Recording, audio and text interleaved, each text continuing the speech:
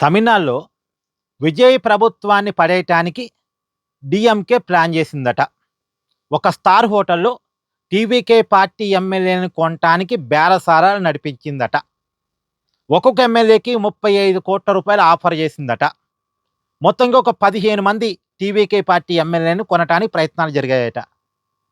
15 మంది ఎమ్మెల్యేలను గనక డీఎంకే కొంటే విజయ్ ప్రభుత్వం పడిపోయిద్ది. మరి విజయ్ ప్రభుత్వం పడిపోయిద్ది కరెక్టే. ఎవరు అధికారంలోకి వస్తారు?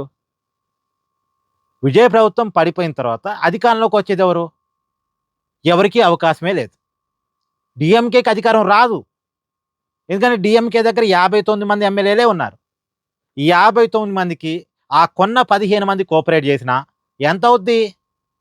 74 అవుద్ది. మరి అధికారం కావాలంటే ఎంత కావాలి తమిళనాడులో? 118 సభ్యుల సంఖ్య కావాలి. మరి 74 మందితో ఎట్టా అధికారంలోకి వస్తారు? ఒకవేళ అన్నాడీఎంకే పార్టీని కలుపుకుందాం అనుకున్నా, అన్నాడీఎంకే పార్టీ ఒకటిగా లేదు. ఆ పార్టీ 2 ముక్కలైంది. రెండో, మూడో ముక్కలైంది.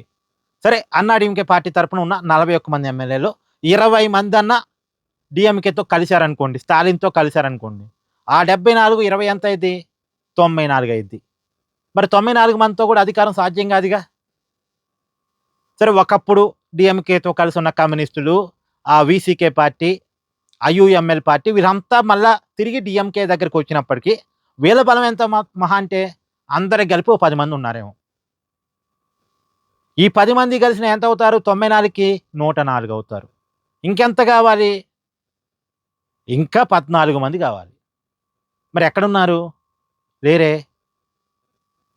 ఇప్పుడు ఏది టీవీకే పార్టీ నుంచి కొన్న ఎమ్మెల్యేలు, అన్నాడీఎంకే పార్టీలో ఉన్నటువంటి ఒక వర్గం ఎమ్మెల్యేలు, ఒకప్పుడు డీఎంకేతో కలిసి ఉన్నటువంటి పాత మిత్రులు వీళ్ళంతా కలిసి వచ్చినా సరే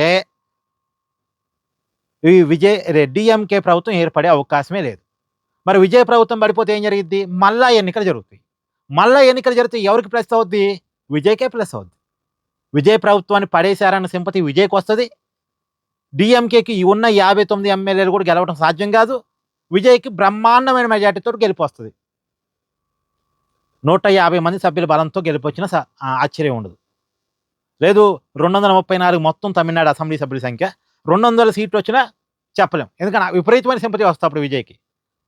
మరి ఆ పని స్టాలిన్ ఎందుకు చేస్తాడు? అంత పిచ్చోడా? సెంధిల్ బాలాజీ ద్వారా చేశాడట. ఇప్పుడు నడుస్తున్న కేసు అది తమిళనాడులో.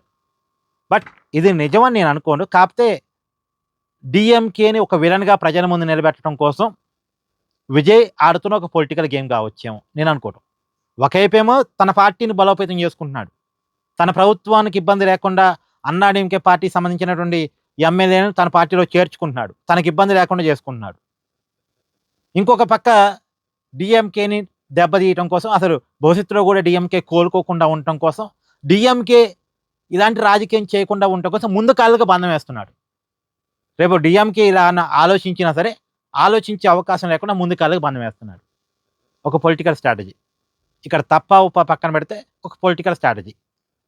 ఇది జరుగుతుందని నా అనుమానం. Thank you.